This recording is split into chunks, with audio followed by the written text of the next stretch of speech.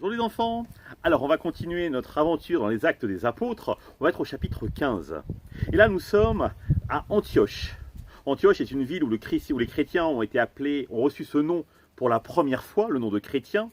Et il se trouve que des gens venus de Judée arrivent et mettent un peu le bazar dans la communauté chrétienne d'Antioche. Pourquoi?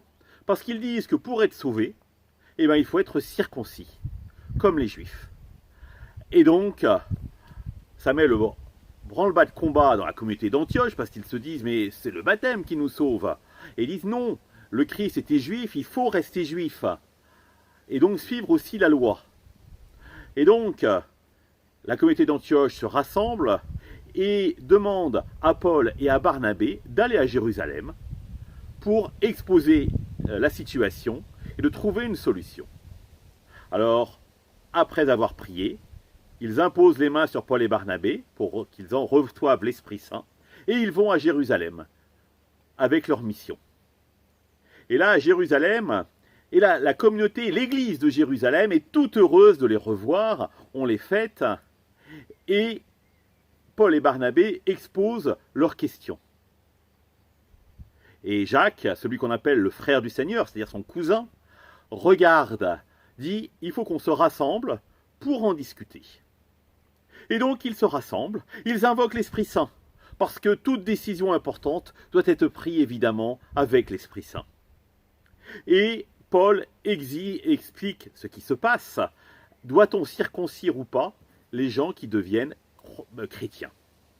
Et là, Pierre demande la parole, lui qui est juif, et dit, voilà moi ce qui m'est arrivé lorsque j'ai rencontré des païens. Dieu m'avait déjà devancé. Rappelez-vous avec le centurion Corneille, je vous ai déjà raconté l'histoire. Et donc il dit, il n'y a pas de raison de mettre des exigences trop importantes. Paul, qui lui est pharisien, fils de pharisien, dit exactement la même chose que Pierre.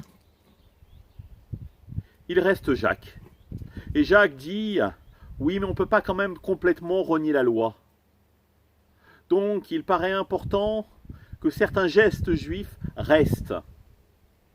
Par exemple, il faudra saigner la viande avant de pouvoir la consommer. Il ne faudra pas manger des viandes interdites aux idoles. Les conditions sont minimales. Et donc tous se mettent d'accord. Il reprit l'Esprit Saint pour offrir ça à Dieu.